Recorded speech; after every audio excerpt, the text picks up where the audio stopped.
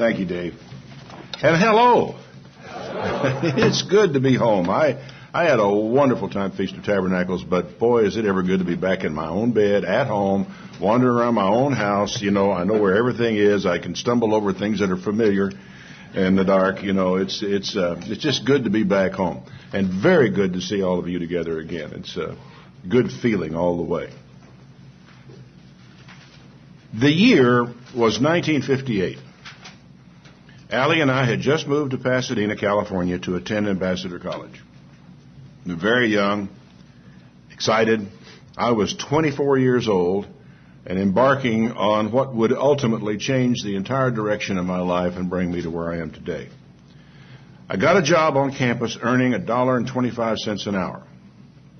Allie went to work at the Bank of America earning rather more than that. But we were still as poor as church mice in those days. There were times when the college couldn't meet payroll. And unless you came in with an emergency, they would hold your check and promise to give it to you sometime later on. Thanks to Allie's job, we made it through, even though there are times when we had nothing to eat but beans and cornbread. But having been brought up on beans and cornbread, you know, both of us were able to make it through. And when I graduated from Ambassador College, I was able to pay off my entire debt to the college with salary checks I never got. So I was out of debt when I graduated from college, something not many students these days seem to be able to say. But in 1958, after dragging our entire earthly belongings from Abilene, Texas to Pasadena in a 5x12 U-Haul trailer, you all know what those things look like. You see them interminably along the road. In those days, it didn't say adventure in moving. It was just implied. When we got to Pasadena, after going from Abilene, Texas to Pasadena, we found that the Feast of Tabernacles was coming, and it was in Gladewater, Texas, which called upon us to go all the way back across the country to Gladewater again. The problem was we didn't have enough money. We just flat didn't have enough money. We hadn't known about the doctrine of the festival tithe long enough to have saved any, or at least not very much. Leroy Neff, whom some of you here will know, offered to have the church give us the money so we could go to the Feast of Tabernacles along with everybody else. But we had just read an old article by one Dick Armstrong, another name that some will know, most will not, that said you really couldn't keep the feast properly unless you had saved festival tithe. And he made his case going through the Bible. I think the motivation behind the article was that people were charging off to keep the feast with insufficient funds and were getting in trouble, being hung out to dry almost as a result of doing that. And his point was, if you haven't saved enough money to go to the feast, stay home. You can't really do it like God wants you to do it anyway. So it would have put us in a bind because Allie had just got her job at the bank and she couldn't afford to be taking off after maybe 2 or 3 weeks on the job. They'd be gone for a week and a half. So we declined the offer and decided we'd stay put. The scripture that Dick Armstrong used was Deuteronomy 14, verse 22. You shall truly tithe all the increase of your grain that the field brings forth year by year, and you shall eat before the Lord your God in the place which he chooses to make his name abide, the tithe of your grain, your new wine, your oil, the firstborn of your herds and flocks, so you can learn to serve the Lord always. The whole idea was you take about 1/10 of your production as a farmer, you save it up, and you use it to go to the Feast of Tabernacles. And you eat all that stuff there. You really have plenty to eat, plenty to share, and you're able to have a good old time. If it's too far for you, which for some people it would have been, he says, turn it into money. Take it with you and buy what you need there and really have a rip-roaring good time at the Feast of Tabernacles. The idea seems to be that you have saved the equivalent of 1/10 in order to be able to go to the place which God chose, have a really good time, and actually live at a higher level than you might live the rest of the year. Now, I have addressed the question of the festival tithe in an article that's available on the website. We'll also print you out a hard copy if you don't have access to the web, so feel free to ask for it. I won't bother going into it here. But the upshot of it was we stayed home for that first Feast of Tabernacles and saved for the next one. And I'm really glad we did because it was a part of the lesson that I think we needed to learn about how we're going to serve God. We went to the next feast with enough money to really enjoy the trip, and the feast. And we were young in those days, and even the trip was an adventure. It was a lot of fun. We got to stay in motels better than we would normally have stayed in. We got to eat in restaurants better than we normally would have eaten in. And we just thoroughly enjoyed it. Feast of Tabernacles was a pilgrimage festival. It was a time of year when you hit the road and became a pilgrim again. At that time, there was one, and as far as I know, only one Feast of Tabernacles held anywhere in the United States. And there was only one location. It was up here at the time, we called it Gladewater. It only became Big Sandy, I don't know why or how, what the mechanism was, sometime later, perhaps because it was closer to Big Sandy than it was to Gladewater. But that's what we always heard, going to Gladewater for the Feast of Tabernacles. The feast had been held there for many years in a small redwood building. But in 1958, they had put up, because of growth, a new metal building. And by the time I got there in 1959, they had expanded that because it wasn't really quite big enough. I don't remember, Larry May, did that building seat 7,000 or 5,000? It was 5, okay. Close to 5,000. I really couldn't put that together. So it would seat about 5,000 people, and the first year I went, it was pretty full. I mean, it was wall to wall, and I don't know what the attendance was that year, but it was substantial. I don't think, well, except maybe for a Billy Graham rally, that we had ever been in that large a congregation to worship, to experience the singing and all the stuff that we did. Now, if you know anything about Gladewater and Big Sandy, you'll know what a housing problem that created with 5,000 people coming down on that place. I don't recall a single condominium for rent in those years. The nearest motel was Gladewater. I don't think there was any lodging in Big Sandy. It was a Glade, the Glade Motel. And was that the only one in Gladewater? Okay. The next one was another 30 miles away in Longview. And so it went that, people were scattered all over East Texas as best they could. But guess where most of them were? Camped out. Boy, they were right up there in those piney woods where campgrounds had been prepared and where there were showers and restrooms built every so often along the place. And they camped out at the feast. I'm kind of sorry I never got to do that. We stayed in the motels in Longview and drove all the way back and forth every time. But the idea of being camped out in a big campground with a lot of people you know and like, and where you can wander up and down the rows of tents, running into somebody at every step, and where somebody's having a big cookout who calls on you to come on in and sit down and here, have a hamburger. And it's just really wonderful fellowship, I think, that existed in the feasts in those early years. Now, those early feasts were far from comfortable or convenient. But I came to love the Feast of Tabernacles. It was, then and now, the high point of my year, and I expect it always will be. Having just returned from the feast and experiencing it once again, I've been reflecting this week on why that is so, and why it is that I love the Feast of Tabernacles. One of the primary reasons was that when we came to the feast, we did not feel so alone. When I was ordained in 1961 at the last great day of the feast, I was minister number 42 in the the Radio Church of God, as it was known then. There were only 41 ministers prior to that time. Several of them were at headquarters, and the rest of them were scattered far and wide across the country, and there were really relatively few churches. In fact, at the time I first went into the field to 2 brand new churches in Little Rock and Memphis, there was no church going east from Little Rock and Memphis except for the one in New York City. That was it. The rest of it was a vast wasteland, which a lot of it still is, but never mind, that's another story. But that's all there was to the ministry. And because the church had grown out of the World Tomorrow radio program, the people were scattered far and wide. And the metaphor of salt being shaken out across a landscape is very useful, because that's precisely the way everybody was. They lived in a world where their beliefs and practices seemed strange. There was no one that they could routinely sit down and talk to about their beliefs. They just felt alone. They could write letters to one another. They could write letters to headquarters and wait for however long it was for the U.S. Postal Service to get a reply back to them. But you really got to remember, there were no cell phones in those days. Long-distance calls were expensive. There were no tape recorders. There was no means of that kind of communication. And so those scattered people hung on the words of the radio program. I could remember us going down to our car to sit in the car listening to the World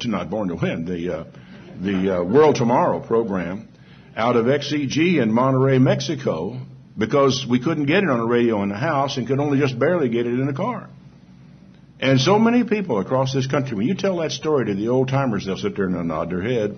It wasn't XEG maybe, but it was WAI, or it was one of those 50,000 watt clear channel stations that they could get if they had a very good radio, or if they put their hand on the antenna and stood in the right position, they could actually listen to the program. That's the way it was. So when those people came to the feast was precious. In a way, I don't think many of the people who are relatively new to the church have any idea what it was like in those days. A lot of those people, if they ever went to church, had to drive 2 hours one way to get there, sometimes more, depending on how intrepid they were. Very commonly, their drive was 45 minutes, an hour, hour and a half. When we established the Memphis church in 1961, we had, I think, 25 or 26 visits in Memphis, West Memphis. And after that, it was nearly an hour drive to the next visit we had of the people who attended, of the 150 people who attended that church on occasion. And so it was, they were just all over the place. They were down in Tupelo, Mississippi. They were off somewhere in northeast Arkansas. They were down in Louisiana, wherever it was we could drag them out from to get them to come to church in Memphis. So everybody was very badly scattered. And as they came to the feast, the fellowship with one another was absolutely precious. We had 2 services a day, every day, and no one thought a thing about it. Nobody was moaning about, well, I don't want to play, I want to go play golf today. That seems unthinkable today, but you have to realize how different it was back in those times. As I said, the cassette tape had not been invented. That means of spreading information was not there. Nobody had a personal computer or the internet. In fact, back in those days, a personal computer that will do what you've got, maybe all of you have in your house today, would almost fill this room in terms of the wiring, the vacuum tubes and all the stuff, and would generate enough heat to heat out an apartment building if you didn't keep it cool. People came to the Feast of Tabernacles like a starving man comes to a banquet. They really did. Because all they had was printed literature and a radio program throughout the year. And at the feast, they could hear sermon after sermon after sermon, and they wanted to.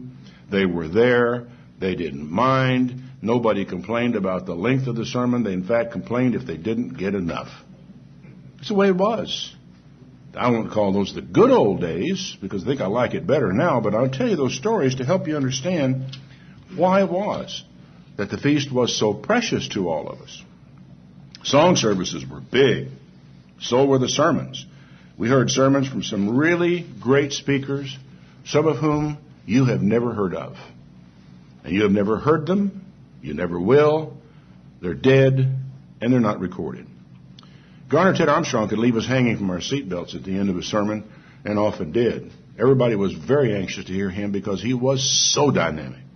I can remember a sermonette by David Antian that I remember to this day him standing up and holding up a light bulb and using the light bulb as a metaphor for his sermonette. I'll never forget a sermon by David John Hill in which he described, David killing Goliath. And the descriptive power of that man was awesome. He was probably the best speaker that existed in the worldwide radio Church of God. We heard from Herbert Armstrong before he began to decline and ramble later in life, and he was pretty good in those days. Now, it may seem strange to some today when it is fashionable to kind of diss the old church, but most of the people really relished the feast in those days. It was the high point of their year. They loved it. They loved to come. They planned for it all year long. They went to great pains to get their car ready for the feast with oil changes and a new set of tires if they could manage it, and all the stuff that they did. And, of course, once the smell of autumn is in the air, and once the trees start to turn, the desire for it is so strong. In 1962, Allie and I were transferred to the college in Bricket Wood in England. My job was going to be to teach Bible and speech over there. Our first Feast of Tabernacles there was Awesome is not really the word, is it, for that first Feast of Tabernacles? It was quite an experience. The feast was held in what the English call a holiday camp. Now, you should know that in England, the word holiday means vacation. They say, how did you enjoy your holidays this year? When we say, how did you enjoy your vacation? Okay. It's a holiday camp. A holiday camp was a low-rent place for British working-class people to go and have a vacation, to have a holiday with entertainment and food and a place to stay. They were, in a word, Spartan in their facilities. It was low rent, and I do mean indeed low rent. The camp was customarily only open in the summer, so there was no heat in the individual chalets. And as common in Europe, the individual units had no bath, no toilet, had a wash basin. That's all. Now, all this is fine, but this was in October in England, and the camp would have normally been closed except for getting us in there, and it was cold, especially for someone having come back from Texas. You know, it was downright cold over there. The only place I was ever warm through that entire feast was in the bathtub. And the bathtub was in another building. Actually, it was a part of it. The chalets were laid out in a long row, and then there was a bath area in the middle with toilets and all. And then there was another row of chalets beyond that. So we would kind of plan for it, go down and run a tub full of hot water and get down in the hot water and get warm for a few minutes and incidentally clean at the same time. But there were no showers. Everything was tub. And I recall one day putting my hands in the hot water in the basin, just standing there with my hands in the hot water to just kind of feel a little bit of warmth that might make its way through the rest of my body. To prepare a sermon, and the only place I had to work was in my chalet, we would fill 2 hot water bottles with hot water. I would put on my overcoat, and I knelt on the floor by the bed with one of the hot water bottles right here on my chest as I leaned over the bed, and the other one behind my knees down below underneath the overcoat. And I had my pen and my notes and my Bible, and that's how I prepared my sermon, so that I wouldn't be shaking all the time and I'd be able to read my notes when I got up there. Food was mass prepared by the camp, and it was, I don't even know if I could say filling, but it was sort of got you through the day. It was not what I would call inspiring.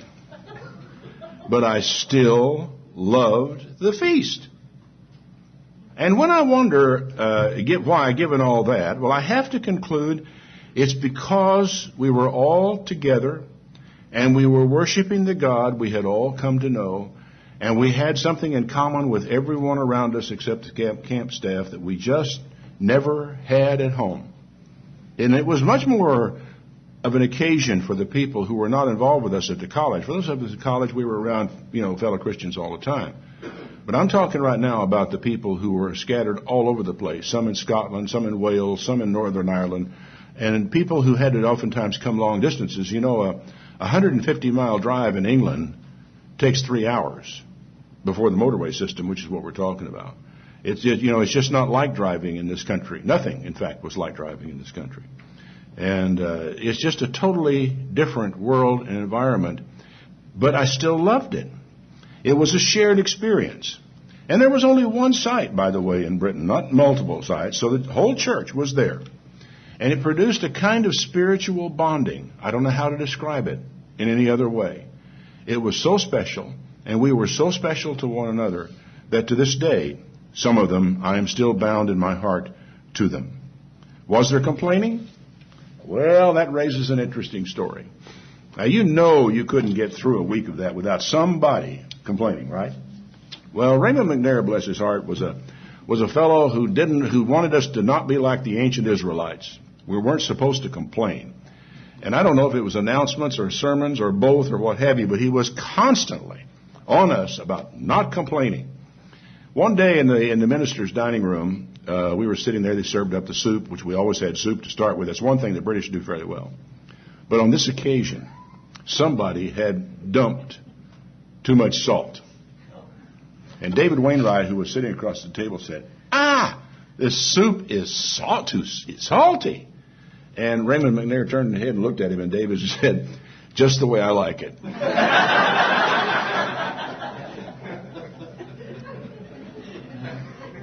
But, you build these memories.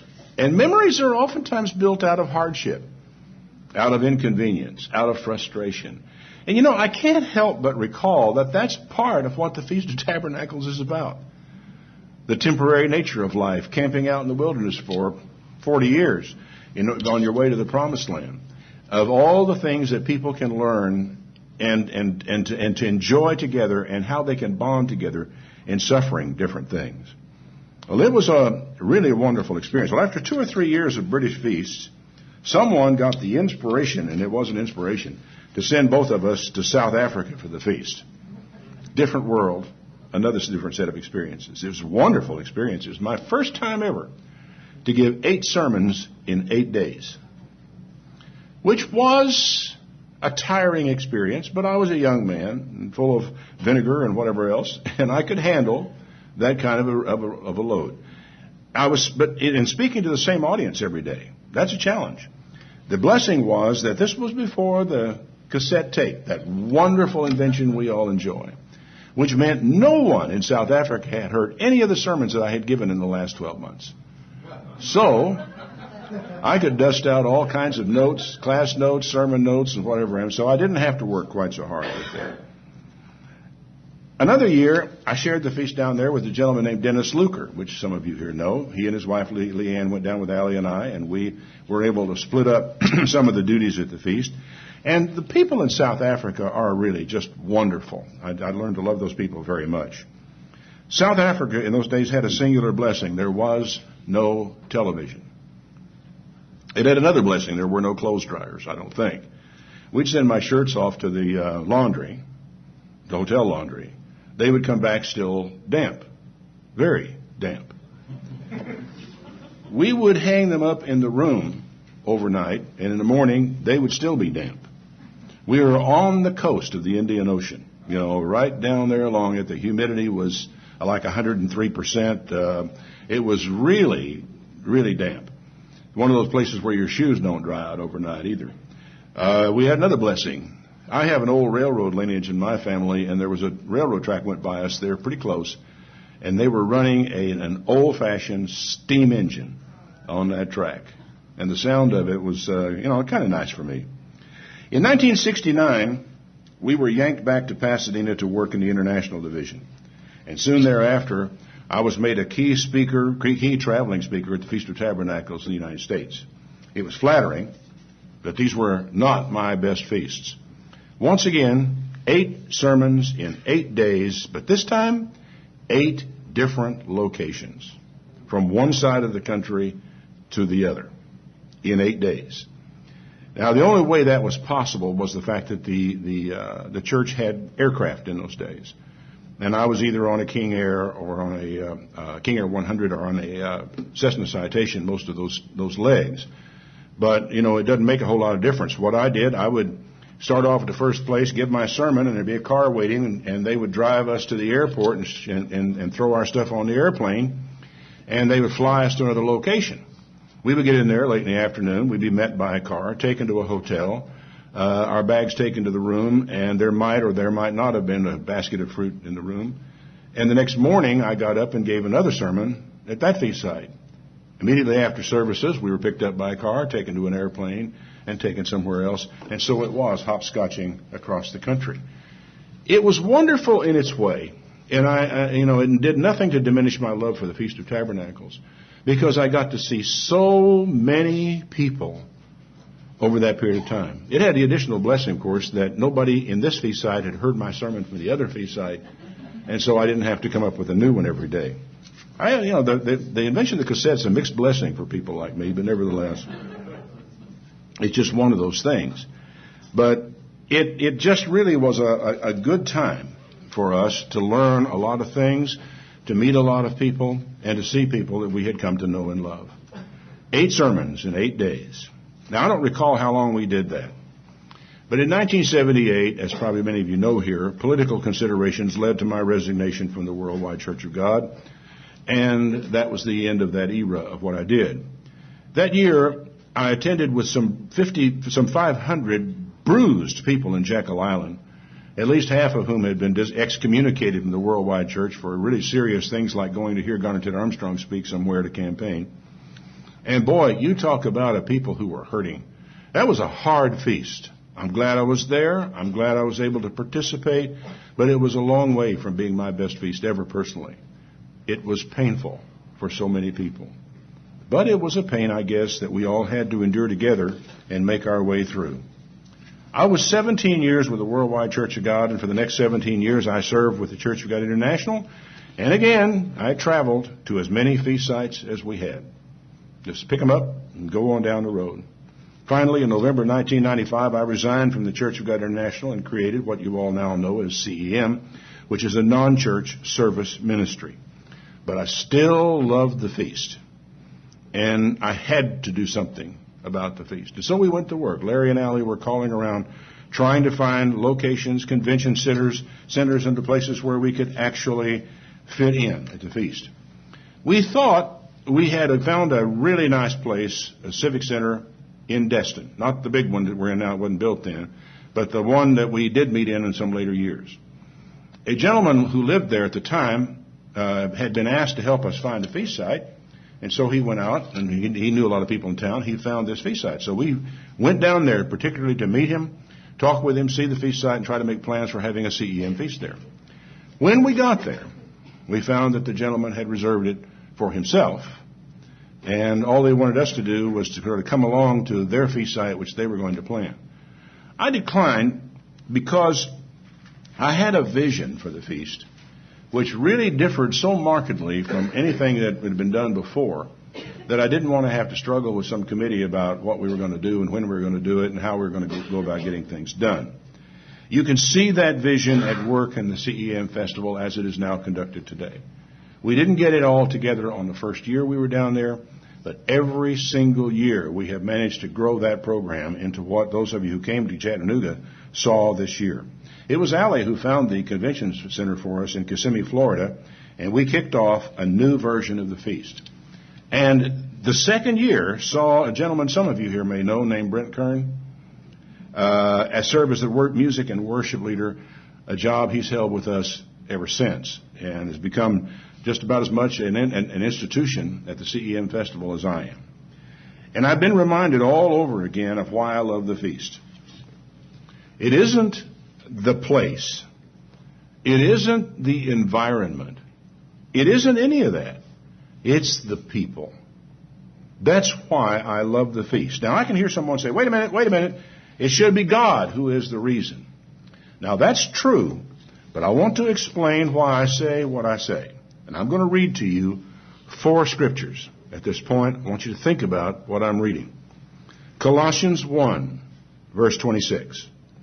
The mystery which has been hidden from the ages and from generations, but now has been revealed to his saints. To them God willed to make known what are the riches of the glory of this mystery among the Gentiles, which is Christ in you, the hope of glory.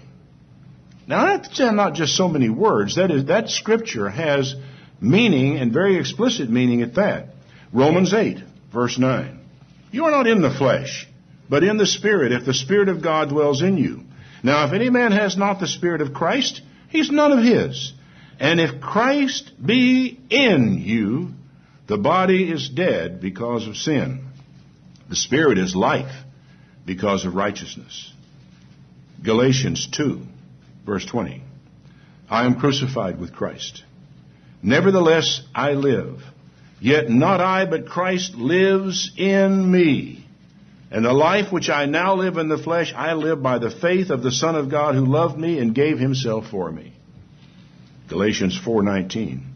My little children, of whom I travail in birth again until Christ be formed in you.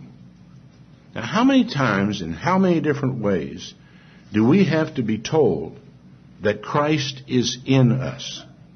That Christ is being formed and shaped in us? This isn't just so much spiritual gas. This isn't just so many words. It's not just palaver. It's real. Christ is in you. Now, We don't think about this often enough. When we speak of Christ among us or the Holy Spirit, I think we think of ourselves as one thing and Christ as another, and we're sort of apart from each other. But the way that Christ is present in this room right now is because He is in every one of you. He's here. We get together. We have all come together with one mind, with one purpose. Christ is in us, motivating us, correcting us, teaching us, and leading us. The reason I don't think we think about this often enough is because of the way we too often treat one another. We forget that the person we are dissing is a person in whom Christ dwells. Oftentimes we would say, oh, you shouldn't treat a person this way because Christ died for him. Well, that's very true. But I'm taking it a step beyond that. I'm talking about you shouldn't treat this person that way because Jesus Christ is in that person and growing in that person and being shaped in that person. It's important. And then there is this scripture, familiar to us all, Matthew 25, verse 34. Then shall the king say to them on his right hand, Come, ye blessed of my Father, inherit the kingdom prepared for you from the foundation of the world. For I was hungry, you gave me food. I was thirsty, you gave me drink. I was a stranger, you took me in. Naked, you clothed me. I was sick, you visited me. I was in prison, you came to me. Then shall the righteous answer him, saying, I'm sorry, I don't get it. When did I ever see you hungry and give you anything to eat? When did I ever see you thirsty and give you water? I don't understand what you're saying. When did I see you a stranger and give you a room to live in? Or naked and clothe you? When did we see you sick or in prison and come to visit you? The king shall answer and say unto them, Verily I say unto you, inasmuch as you have done it unto one of the least of these, my brethren, you have done it to me. Now, I think we tend to think of this metaphorically only. That Jesus said, well, because you did it to him, I'll consider it as having been done to me. But he didn't say that. He says, inasmuch as you have done it to the least of these, my brethren, you have done it to me. Why? Because Christ is in that brother. He didn't say the world, didn't say anybody. He said, my brethren, which to me means it's talking about people who are your brothers. When you give help, to help a brother go to the Feast of Tabernacles, you have helped Christ in him. One of the things I've admired about some churches is the way that they have made every effort possible to take all their people to the feast and to see to it that they can rejoice in it when they get there. Church up in Pocahontas, Arkansas did that year after year for a long time. They would do whatever they had to do. They'd do whatever get whatever vehicles they had to get, and they would take their whole church to the Feast of Tabernacles every year. I really believe they have done a good work to the Lord as much to the people. And guess who will never forget what they have done? The people they helped, and they won't either. Because it will become a part of their whole value system related to the feast. In Galatians chapter 6, just a short scripture, Paul says this, verse 9, Let's don't be weary in well-doing, for in due season we shall reap if we faint not. As we have, therefore, opportunity, let's do good to all men, especially to them who are of the household of faith. Now, a man has a primary, number one responsibility that trumps all other responsibilities, to take care of his family. And outside of his family, his next responsibility, which again is ahead of everything else, is the care of the household of faith. And if we got some resources after that, we should try to help our community. But the truth is, some guy who goes out and gives all his stuff, what he's got to the Salvation Army, and gives a lot of stuff to all these places and doesn't take care of his own children, the Scripture tells us he's denied the faith. Family comes first. Church comes next. And the world after that. It's a good thing. I think it's very important. I mean, that we be as diligent as we possibly can in reaching out to and helping the community. But boy, there's one thing for sure. We really need to be sure we're helping one another. Because each one of us, Christ is in each one of us. And He'll be able to say, you know, you did that for me. Personally, I think it's very important in this day and age to have the feast as large as we can get it, to stretch over as broad an area as we can possibly make it reach. I'm not troubled by all the small feasts popping up everywhere. They're doing a good thing. They're serving people, and that's well and good. But I'm concerned that one of the primary reasons is to serve this or that divisive issue. One of the primary reasons for the establishment of many, many feast sites is because we don't get along with those people. And we don't agree with these people. And it has to do with kind of separating ourselves out from being one another. This is not God's will. Providing a feast for people who can't afford to go any further distance is God's will. But doing it because you don't agree with some guy on some triviality of doctrine is not. I think one of the reasons for the feasts is to pull God's people together so we can look one another in the eye, so we can talk about the things that may trouble us in many ways. I think it's important. It is to mass the Spirit. In other words, it creates a mass of the Spirit in one place as God's people come together to do things. It's to push us into contact with people we might otherwise never know. To what end? That we might be united in Jesus Christ. That we might be stronger than we are scattered abroad. That we can begin to present a really strong front to the world. That we can do things we otherwise simply cannot do. You know, if you've ever listened to the Mormon Tabernacle Choir or the Brooklyn Tabernacle Choir, very different organization, but both of them superb musical organizations. Our church couldn't do that. There aren't enough of us. There are some things that you can do that can reach a level of greatness, but you need one another to do it. No one can do it on their own. No church can pull it off by themselves. We just need more. The Feast of Tabernacles is a powerful force for unity in the church. The atomization of the feast doesn't do very much for that. You and I might not be united in our view of this particular doctrine or policy, but we had better be united in Jesus Christ, or else. For Allie and me, the feast has been a journey, an adventure, a really big family reunion. We have family from South Africa to Australia to Cotton Plant, Arkansas. It would be lovely to have them all together in one place, and one day we will.